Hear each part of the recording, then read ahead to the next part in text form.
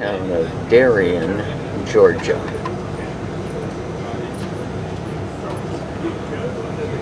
And this is a Sunday morning, and we're told that virtually everything is closed. That's a Tabby House Brewing Company. And that used to be how you got goods upstairs with the winch. Before Georgia was even a colony. So as South Carolina, which was the southernmost colony at the time, was watching the Spanish raids come up from Florida, they built a fort here on the Altamaha River called Fort King George. It was abandoned before Darien was a city. At the time, I should say before the Civil War, before the Central of Georgia Railroad was built, which Darien was shipping more cotton than Savannah. This was the largest cotton port south of Charleston prior to the railroad. So by the time of the war, it has dropped a great deal in importance. So that leads to kind of something we're going to set up here is why does Montgomery burn Darien? There is no real reason to do so. So James Montgomery, the colonel who's leading the two regiments here, they're both USCT regiments. They're both all black regiments. The 54th Massachusetts is the other, of course, from the movie Glory. You remember in the movie Glory, you may remember when they burned Darien. It's a large part of the movie. Ohio, he grows up some in Kentucky, so he's around slavery, but at the time of the Civil War, he'd been living in Kansas. He's fought in the wars in bleeding Kansas leading up to the Civil War. So he has a personal vendetta to abolish slavery in any means possible.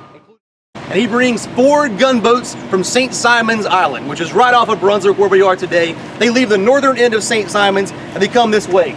They land just at the foot of this street. Many citizens have already left the city because the previous year there were raids on rice plantations. So citizens are tired of having their property picked over. So again, there are not many people here. In fact, he wrote, quote, "Not a shot had been fired upon us from this place." He also wrote, the reasons he, meaning Colonel Montgomery, the reasons he gave me for destroying Darien were that the Southerners must be made to feel that this was a real war, and that they were to be swept away by the hand of God, like the Jews of old. In theory, it may seem all right to some, but when it comes to being made the instrument of the Lord's vengeance, I myself don't like it. Then he says, we are outlaws, and therefore not bound by the rules of regular warfare. But that makes it nonetheless revolting to wreak our vengeance on the innocent and the defenseless. 1863, when this defenseless town is burned to the ground. Officer named Montgomery was given strict orders not to burn any private houses, businesses, and churches, and he evidently blatantly ignored that. Buildings, by the way. These were buildings that were burned in June of 1863 and of course were never repaired. This is tabby. And tabby is southern concrete. And it's got 4 ingredients to make it. It's sand, water, lime, and oyster shells as the binding agent. And lime can be made by taking oyster shells, grinding them up to a powder, and then heating that. So that's how you get your lime. So this is, if you go to Fort Frederica, which is over on St. Simon's Island, built in the 1740s, its walls still stand because they're made out of tabby. So you see this throughout the South. Old Castillo, the fort in St. Augustine, it's built of something different that looks similar. That's called coquina. And coquina is actually a stone that's quarried on Anastasia Island in Florida. So there's a difference. This is all man-made blocks.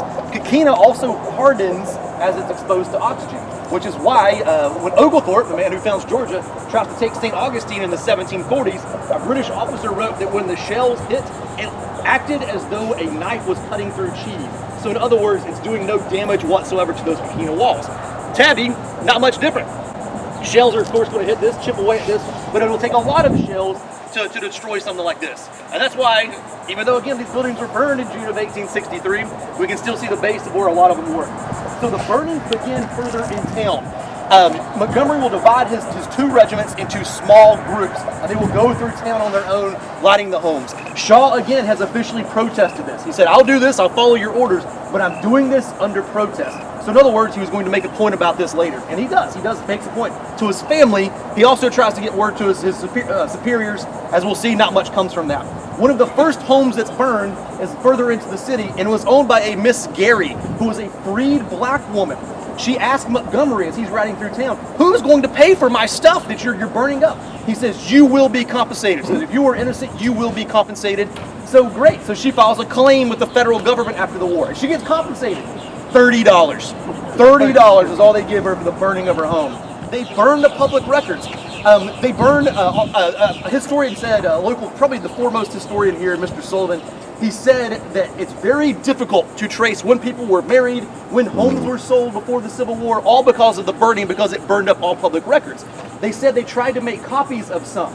So for those that were well known, for families who could come in and attest to what they owned when they bought it, they remade some of the records. And then 10 years after this, in 1873, the courthouse burned down again. And it burned up all those hills. This is Tabby House Brewing Company. That was the Adam Strain building. The interior was burned, but the walls did not burn. This sat vacant for over 100 years. In the last couple years, this company got a grant to restore it. They did, and as you see, it's now a brewery.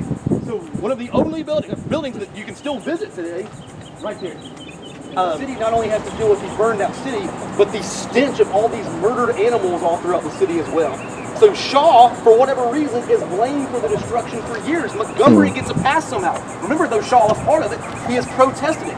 He, as I mentioned, he says, I'm merely an officer carrying out my orders. I told you that Montgomery is reassigned to Kansas, so he goes to kind of the backwater of the Civil War.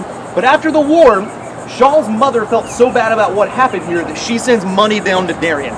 So Shaw wrote letters back, and the great thing is all of his letters to home are preserved. So you can still read these very easily. They're in the public domain today. By timber coming down the Altamaha River from 1875 to 1900, Darien actually led the country in the shipping of yellow pine timber. But in the scheme of the war, Darien is kind of swallowed up. Remember, this is June of 1863. What happens the very next month? Gettysburg and Vicksburg. So this is considered an atrocity even in the north, but all of a sudden it goes away. Okay, this is the Darien waterfront.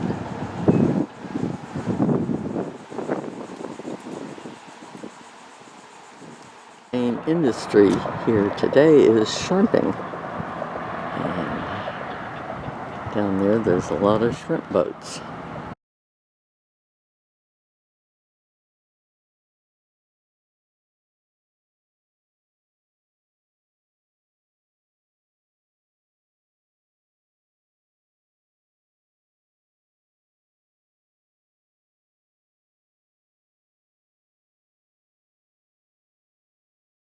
Here's some more of the original walls of the town that got burned. Humongous oak tree. I'm wondering if it was here in 1860s. Wouldn't be surprised. It's huge. You don't often see trees like these with, I guess you'd call that a flower. This is a nice mural under the bridge. Alligator, white shrimp, red drum, whale carving, the bird up there, some more fish over here, starfish, blue crabs, shrimp, and then we have pelicans and azaleas, otters, catfish, manatees, another alligator, I guess. Nope, it's something. Another big oak tree, not as big as the one down by the water.